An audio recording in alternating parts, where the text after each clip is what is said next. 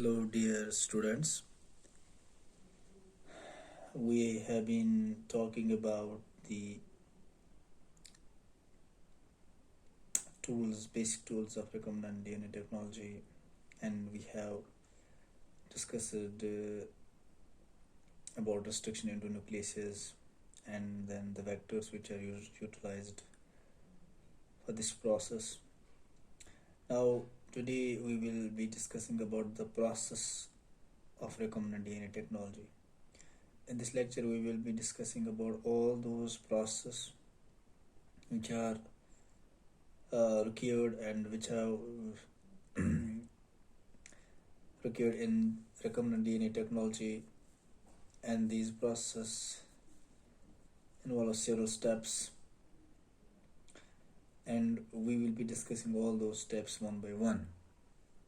So today's topic is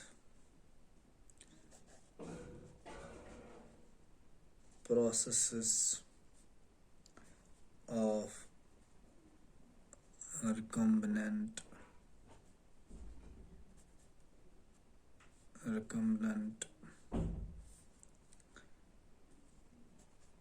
DNA technology.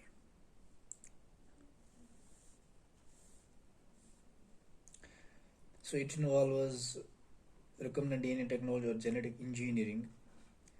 It's actually a high precision process which has several steps. So it has several steps. So there are many steps in this process. For example, it starts from the isolation of DNA, fragmentation of DNA by restriction into nucleases, isolation of desired DNA fragments, ligation of those DNA fragments into a vector, transfer of the recombinant DNA into host cell, then culturing of host cells in a bioreactor, and finally extraction of desired product. So these are all steps which are performed one after the other in order to get the desired product. We will be discussing these steps one by one. So these steps in first step is that is the isolation of DNA.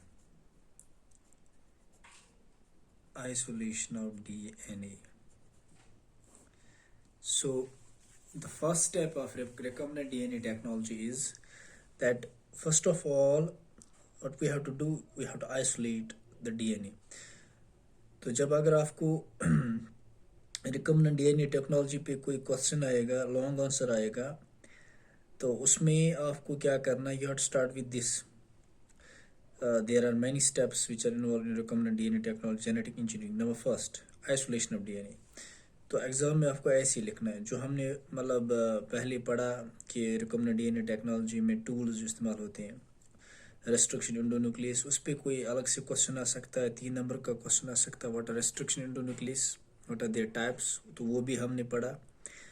या उसके अलावा इसमें vectors पे भी एक short note आ सकता है, what are cloning vectors, give some examples, तो वो भी हमने पढ़ा. लेकिन एक क्वेश्चन ऐसा भी आ सकता है, explain briefly the process of recombinant DNA technology, how we can clone for example a particular gene, suppose insulin gene, give the steps involved in cloning a particular gene such as an insulin gene or other gene. So हर एक जो भी आपको कोई भी gene cloning करनी हो, उसके लिए आपको स्टेप्स ही लिखनी है. तो पहला स्टेप जो आपको करना है वहाँ पे, you have to write down in examination isolation of DNA. So पहला स्टेप है आइसोलेशन ऑफ डीएनए. तो हमें कैसे आइसोलेट करते हैं, तो अगर हमें पता होता है कि जो जेनेटिक मटेरियल है वो हमारे सेल में होता है, so we know it actually this DNA is inside the cell, we all know it. तो हमें ये पता है कि जो डीएनए है वो सेल के अंदर होता है, ठीक. तो इसको हासिल करने के लिए हमें प्योर फॉर्म में डीएनए को हासिल करना है.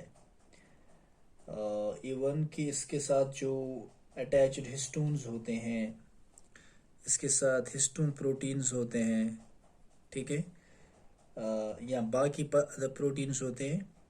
हमें प्योर फॉर्म इसको हासिल करना है, तो हमें ऐसी सेल्स पहले देखनी है जहाँ से हमें दिल डीएनए को निकालना है। उन सेल्स को देखना है जो कल्चर हमने किया, उन सेल्स को अलग करना है, सेपरेट करना है। उसके बाद इन सेल्स को क्या करना है, they have to be treated with lysozyme. So the cells are then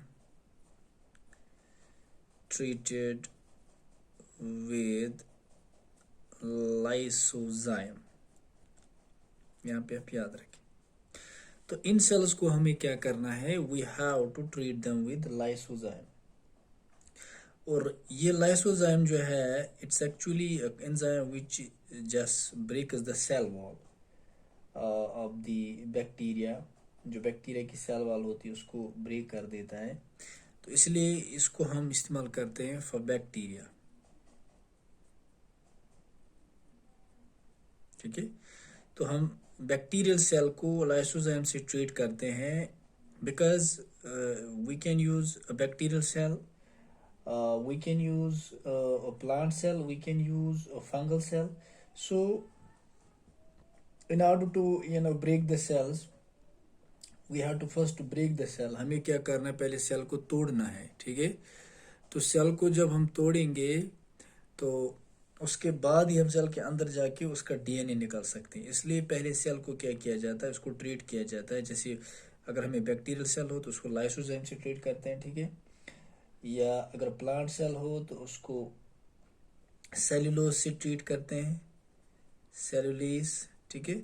cellulase से ट्रीट करते हैं, या पैक्टिनेस और पैक्टिनेस, दो एंजाइम्स, पैक्टिनेस आप याद रखें। For if we are performing this operation, this kind of procedure on a plant cell, we are just trying to isolate the desired DNA or gene from a plant cell. For that purpose we had to just break the cell wall of that plant cell, and for that we have to use cellulase and also the pectin, which is very hard material there in the cell wall. That is, we have to use the pectinase. So these enzymes are utilized to break the cells in order to make entry into that cells to get the DNA in its pure form. Likewise, if we are using the fungal cell, so this is for plant, right? तो ये plants के लिए है, this is for plants। और अगर हम ये fungus के लिए इस्तेमाल करना, फंजे, for example if it is फंजे, तो फंगल सेल्स के लिए हमें क्या करना है, फंगल सेल्स के लिए हमें काइटिनेस, तो यहाँ पे देखिए आइसोलेशन ऑफ डीएनए की बात चल रही, पहला स्टेप। उसमें हमें क्या करना है, पहले जो डीएनए होता है जो हमें अलग करना है, आइसोलेट करना है। यहाँ पे टर्म का मतलब है we have to isolate, we have to remove, we have to take away the DNA, the desired DNA.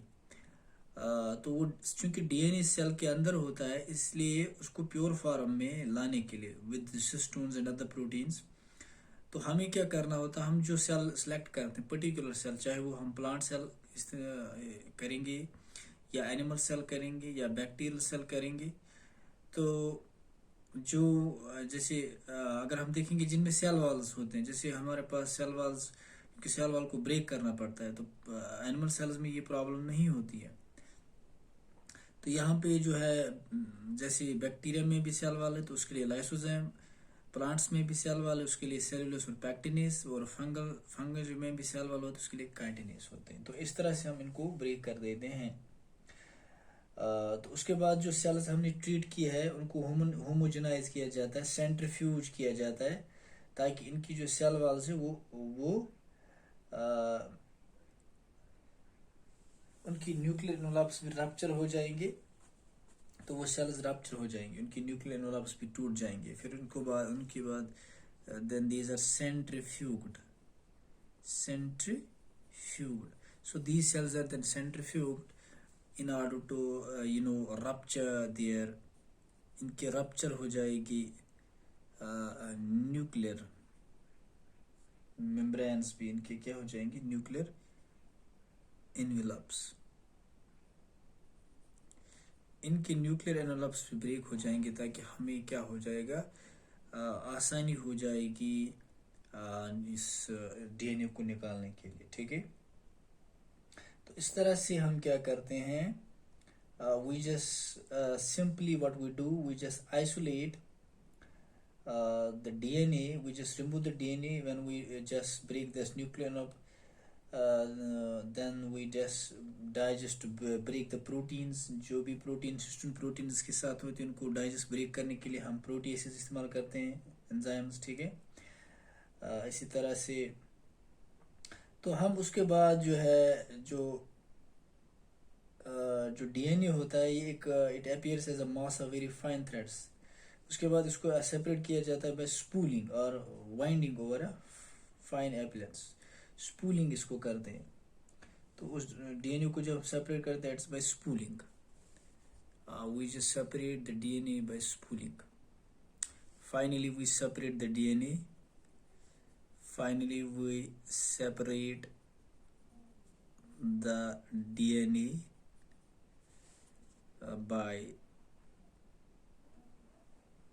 by spooling, इस प्रोसेस को स्पूलिंग कहते हैं। ठीक है, तो इस तरह से हमने फाइनली एक डीएनए को आइसोलेट किया। तो पहला जो प्रोसेस है वो है आइसोलेशन ऑफ डीएनए। क्या करते हैं हम कि हम सेल्स को लाते हैं, जिन सेल से हमें डीएनए निकालना होता है, फ्रेश डीएनए निकालना होता है, तो उन सेल्स को हम ट्रीट करते हैं विद डिफरेंट एंजाइम्स। बिकॉज अगर हम देखेंगे most of the cells except the animal cells they have cell wall, so before entering into the cell we have to break the cell wall. उसके लिए हमें डिफरेंट एंजाइम्स लगते हैं, जैसे bacteria के लिए जो है ब्रेक करने के लिए लाइसोजाइम्स, और प्लांट्स के लिए सेलुलोज और पैक्टिनेस, और फंगल सेल्स के लिए काइटिनेस। उसके बाद इनको होमोजेनाइज और सेंट्रीफ्यूज किया जाता है ताकि इनके न्यूक्लियन रप्चर हो जाएं। तो वहाँ से जो डीएनए निकलेगा उसको उसके बाद जो उसके साथ हिस्टोन प्रोटीन उसको भी डाइस करेंगे बाय प्रोटीन डाइस एंजाइम जैसे प्रोटीएस। उसके बाद फाइनली इतनी प्रोसेस करने के बाद फाइनली हम डीएनए को सेपरेट करते हैं by spooling. This is how we isolate the desired DNA, that DNA which we need.